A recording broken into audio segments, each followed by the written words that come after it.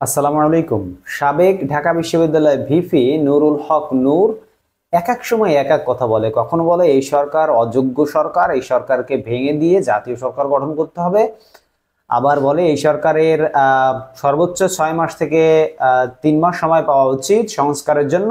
আবার বলছে নূর বর্তমান সরকার 2 বছর থাকা দরকার। যা বলছে বিস্তারিত আপনাদেরকে এখন জানাচ্ছি। বর্তমান সরকারের ন্যূনতম 2 বছর থাকা দরকার বলে মনে করেন গণ অধিকার পরিষদের সভাপতি নুরুল হক নূর। শনিবার 28 সেপ্টেম্বর সকালে রাজধানীর এফডিসিতে শিক্ষার সুষ্ঠু পরিবেশ ও ছাত্র রাজনীতি নিয়ে আয়োজিত ছায়া সংসদে তিনি একথা বলেন। নূর বলেন, দেশকে বর্তমান অবস্থা থেকে উত্তরণের 2 বছরের জন্য জাতীয় ঐক্যমত্যের সরকার প্রয়োজন, যারা রাষ্ট্রের কাঠামোগত সংস্কার এনে দেশকে মানবিক রাষ্ট্র হিসেবে গড়ে তুলবে। তিনি বলেন, 6 মাস 1 বছরের মধ্যে নির্বাচন হলে বিদ্যমান ব্যবস্থার খুব বেশি পরিবর্তন হবে না। এই সরকার একটি অরাজনৈতিক ও বিপ্লবী সরকার। রাষ্ট্র পরিচালনা একটি রাজনীতি। গণ অভ্যুত্থান পরবর্তী বর্তমান পরিস্থিতিতে অরাজনৈতিক ব্যক্তিদের দিয়ে পরিপূর্ণভাবে রাষ্ট্র পরিচালনা সম্ভব নয়। তাই অরাজনৈতিক ব্যক্তিদের পাশাপাশি অন্তর্বর্তী সরকারে রাজনৈতিক অভিজ্ঞ ব্যক্তিদের নিয়ে তাদের পরিধি বাড়িয়ে একটা ইনক্লুসিভ সরকার গঠন করতে হবে। আজ যে প্রস্তাবটি দিয়েছে নূর, এই প্রস্তাবটি কিন্তু সুন্দর। একটি ইনক্লুসিভ সরকার গঠন করতে হবে। তিনি আরো বলেছেন, তাই সরকার গঠন করতে হবে, অন্যথায় রাজনৈতিক দলগুলোর সঙ্গে দূরত্ব তৈরি হলে 6 মাস টিকে থাকা মুশকিল হবে এই সরকারের জন্য। গণ অধিকার পরিষদের সভাপতি বলেন, সরকারের এনজিও মার্কা চেহারা দিয়ে বর্তমান রাষ্ট্র পরিচালনা সম্ভব নয়। আওয়ামী লীগ ও জাতীয় পার্টি সহ ফ্যাসিবাদী সরকারের সহযোগিতাকারী রাজনৈতিক দল ও প্রতিষ্ঠানগুলোকে আইন করে 10 বছরের জন্য নিষিদ্ধ করতে হবে, যাতে পরবর্তী প্রজন্মের কাছে দৃষ্টান্ত হয়ে থাকে।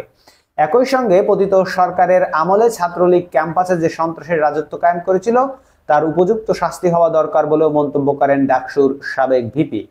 অনুষ্ঠানের সভাপতি debate for democracy chairman Hasan Ahmed Chowdhury Kiron বলেন, বিগত আওয়ামী সরকারের ছাত্র সংগঠন গত 15 বছরে শিক্ষাঙ্গনে ছাত্র রাজনীতির নামে যে বিশৃঙ্খলা তৈরি করেছিল তা ইতিহাসের এক কালো অধ্যায় হয়ে থাকবে।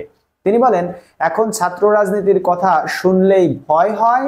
ছাত্রলীগের বিগত সময়ে নানা কর্মকাণ্ড আমাদের শঙ্কিত করে তোলে। আওয়ামী শাসন আমলে ছাত্রলীগ বিভিন্ন শিক্ষা প্রতিষ্ঠানে যে অত্যাচার করেছে তার জন্য তাদের সহযোগী হিসেবে বিভিন্ন শিক্ষা প্রতিষ্ঠানে ভিসি, প্রভিসি, প্রক্টর সহ সংশ্লিষ্টদের বিরুদ্ধে কঠোর আইনানুগ ব্যবস্থা নেওয়া উচিত।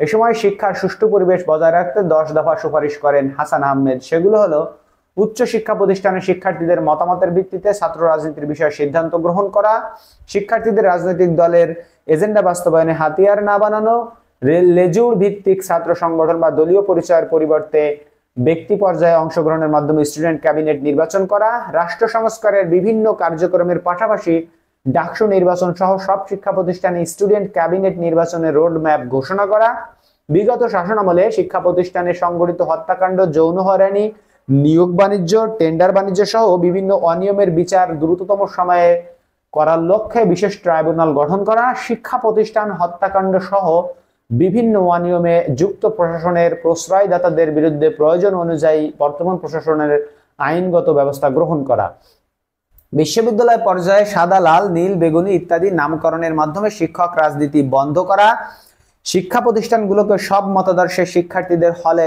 সহাবস্থান নিশ্চিত করা। নাম্বার 9, শিক্ষক নিয়োগে রাজনৈতিক বিবেচনার পরিবর্তে যোগ্য মেধাবীদের শিক্ষকতায় আসার সুযোগ তৈরি করে দেওয়া। আসন্ন বাজেটে নাম্বার 10, দ্য লাস্ট ওয়ান, আসন্ন বাজেটে উচ্চশিক্ষা প্রদানকারী শিক্ষা প্রতিষ্ঠানের জন্য গবেষণা বৃত্তি ও কো কারিকুলাম অ্যাক্টিভিজমের জন্য বীজের জন্য বরাদ্দ বাড়ানো। অনুষ্ঠানে ছাত্র রাজনীতি শিক্ষা সুষ্ঠু পরিবেশের অন্তরায় শীর্ষক প্রতিযোগিতায় বাংলাদেশ ইউনিভার্সিটির বিতার্কিকদের পরাজিত করে মানারাত ইন্টারন্যাশনাল ইউনিভার্সিটির বিতার্কিকরা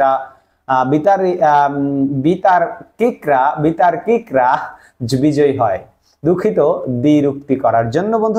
বন্ধুরা দেখা হবে পরবর্তী ভিডিওতে অন্য কোনো খবর নিয়ে। সেই পর্যন্ত আপনারা সকলে যার যার জায়গায় আল্লাহর রহমতে ভালো থাকবেন। এখন বিদায় নিচ্ছি। পরবর্তী খবর পেতে আমাদের চ্যানেলটিকে অবশ্যই সাবস্ক্রাইব করে রাখবেন। দেশ ও প্রবাসে যে যেখান থেকে দেখছেন আমাদের চ্যানেলটির সাথেই থাকুন এবং এই ভিডিওতে একটি লাইক দিতে ভুলবেন না আপনি যদি নূরের কথা সমর্থন করেন। আল্লাহ হাফেজ।